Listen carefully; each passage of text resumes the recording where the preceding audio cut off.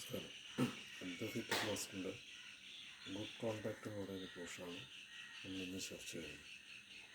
Page number 45 തുടങ്ങുന്നത്. The 6 points of conduct which are specially required are given by the masters.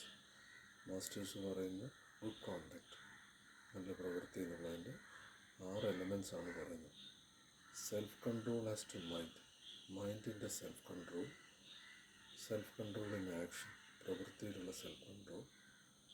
പിന്നെ tolerance, cheerfulness, one pointedness, confidence. ഇതിൽ ചിയർഫുൾനെസ്സും on പോയിൻറ്റ്നെസ്സും കോൺഫിഡൻസും already നമ്മൾ വേറൊരു ടോക്കിൽ പറഞ്ഞിട്ടുണ്ട്.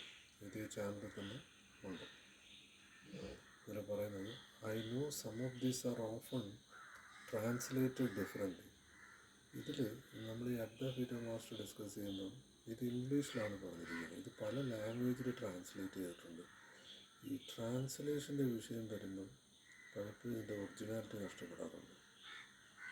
ഇതിലെ ഇംഗ്ലീഷ് വേർഡ്സ് വളരെ സിമ്പിളാണ്. ഇത് ഫോളോ ചെയ്യുന്നതിന് യാതൊരു ബുദ്ധിമുട്ടും ഇല്ല, ഒരാളുടെ ആവശ്യം പോലും ഇല്ല. As are the names of the qualifications, but in all cases I am using the names which the master himself. ഇവിടെ മാസ്റ്റർ യൂസ് ചെയ്ത വേർഡ്സ് തന്നെയാണ് യൂസ് ചെയ്തിരിക്കുന്നത്. 6 word employed when explaining them to me. അതിൽ ആദ്യത്തേത് self control as to mind. The qualification of desirelessness shows that the astral body must be control. പറഞ്ഞിട്ടുണ്ട്, physical body, mental body, astral body control ചെയ്തിരിക്കണം. This shows the same thing as to the mental body. Mental ബോഡിക്കും അങ്ങനെ തന്നെയാണ്. It means control of temper. നമ്മൾ ഓരോ കാര്യങ്ങളെ face ചെയ്യുന്ന രീതി. So that you may feel no anger or impatience. ദേഷ്യം വരാൻ പാടില്ല. ഇത് നമ്മൾ ഓൾറെഡി ഡിസ്കസ് ചെയ്ത പോയിന്റ് തന്നെയാണ്. ആരെങ്കിലും നമ്മൾക്ക് ദേഷ്യപ്പെട്ടാൽ അത് നമ്മളോടല്ല ദേഷ്യപ്പെടുന്നത്, അയാളോട് ദേഷ്യമല്ല വേണ്ടത്, നമുക്ക് അൺകണ്ടീഷണൽ ലവ് ആണ് വേണ്ടത്. ഇംപേഷ്യൻസ്, ഒരു കാര്യം നടക്കുന്നില്ല, എന്താ ഒരു കാര്യം അങ്ങനെ എന്നുള്ള നമ്മുടെ impatience. So that the thought may always be calm. അങ്ങനെ വരുമ്പം നമ്മുടെ ചിന്ത എപ്പോഴും വളരെ ശാന്തമായിരിക്കും. And unruffled and through the mind of the nerves, so that they may be as little irritable as possible. ആ ഒരു ഇറിറ്റേഷൻ നമുക്കുണ്ടാകത്തില്ല. ശരിക്കും നമ്മളോട് തന്നെ ചോദിക്കുകയാണെങ്കിൽ are we happy with our self എന്ന് നമ്മൾ ചോദിച്ചാൽ, നമ്മൾ ഒബ്സേർവ് ചെയ്താൽ നമ്മുടെ ഫിസിക്കൽ ബോഡി വെല്ലായിട്ടാണോ ഇരിക്കുന്നത്, നമ്മുടെ മെൻ്റൽ ബോഡി, സോൾ ലെവൽ, ഇത് നമുക്ക് തന്നെ വിചാരം ചെയ്താൽ അറിയാൻ പറ്റും. This last is difficult because when you try to prepare yourself for the path, you cannot help making your body more sensitive. നമ്മുടെ ബോഡി എപ്പോഴും സെൻസിറ്റീവായിട്ട് നിർത്താൻ പറ്റത്തില്ല. സെൻസിറ്റീവായിട്ട് നിർത്തിയാൽ എന്ത് പറ്റും? നമ്മുടെ പഞ്ചേന്ദ്രിയങ്ങൾ നമ്മളെ കൊണ്ടുപോകും. ഒരു നല്ല പാട്ട് കേൾക്കുകയോ ഒരു നൃത്തം കാണുകയോ അല്ലെങ്കിൽ ഒരു പുസ്തകം കാണുകയോ ചെയ്യുമ്പോൾ നമ്മൾ അതിലേക്ക് അട്രാക്റ്റ് ആവും.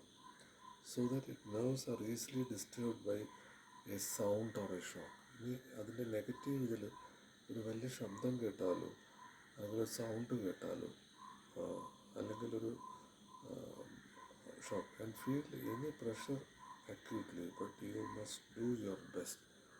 ഇത് വരാതിരിക്കാൻ ശ്രമിക്കണം. The calm mind means also courage.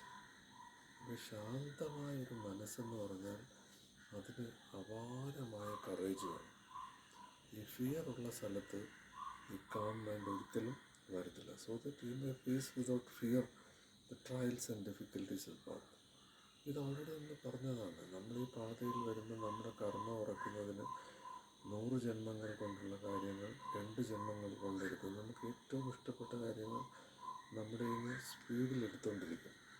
It means also steadiness, so that you may make light of the troubles which come into everyone's life and avoid the incessant worry over little things in which many people spend more of their.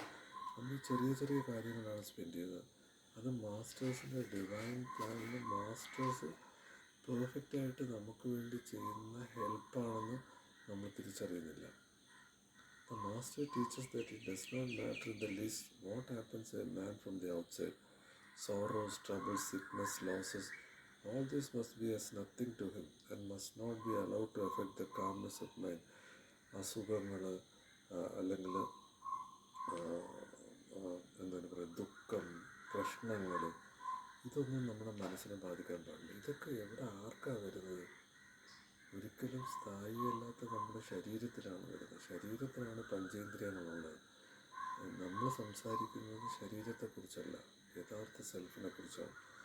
They are the result of past actions. ഇതൊക്കെ സംഭവിക്കുന്നത് കർമ്മ അനുസരിച്ച് മുൻജന്മങ്ങളിലെ action ബേസ്ഡാണ്. And when they come you must bear them cheerfully. ഇത് നമ്മളെ രക്ഷപ്പെടുത്താനും നമ്മളെ elevate ചെയ്യാനോ എന്നുള്ള മനസ്സിലൂടെ നമ്മൾ ചെയർഫുള്ളായിട്ട് ഇത് remembering that all evil stands history. ഈവിലെല്ലാം ടെമ്പററിയാണ്. And that your duty is to remain always joyous and serene. നമ്മൾ എപ്പോഴും ചെയർഫുള്ളായിരിക്കണം, എപ്പോഴും ജോയ്ഫുള്ളായിരിക്കണം. കാര്യം മാസ്റ്റേഴ്സ് നമ്മളെ ഒബ്സർവ് ചെയ്യുന്നുണ്ട്. മാസ്റ്റേഴ്സ് നമ്മളും രണ്ടല്ല. നമ്മളെ കാണുമ്പോഴോ കേൾക്കുമ്പോഴോ ആൾക്കാർക്ക് അത് ഫീൽ ചെയ്യാൻ പറ്റണം. They belong to a previous life, not to this. You cannot alter them. So it is useless to trouble about them. നമുക്കൊന്നും ചെയ്യാൻ പറ്റത്തില്ല.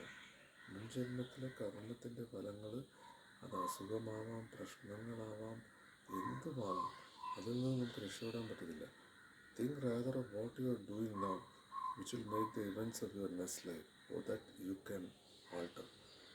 ഇപ്പോൾ നമ്മൾ ചെയ്യുന്നതിനാണ് ഇമ്പോർട്ടൻസ്. നമ്മൾ മനസ്സാ വാച കർമ്മണ ചെയ്താൽ, ഈ കർമ്മ നമ്മൾ ആനിബിസിൻ്റെ ഒരു സ്ഥലത്ത് പറയുന്നുണ്ട്, ഒരു പായ്ക്കപ്പൽ പോലെയാണ്.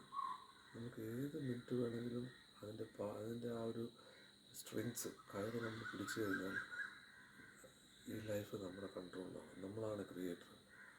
ആ സെക്കൻഡിൽ കർമ്മ ഇല്ലാതാവും.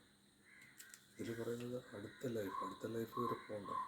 Never allow yourself to feel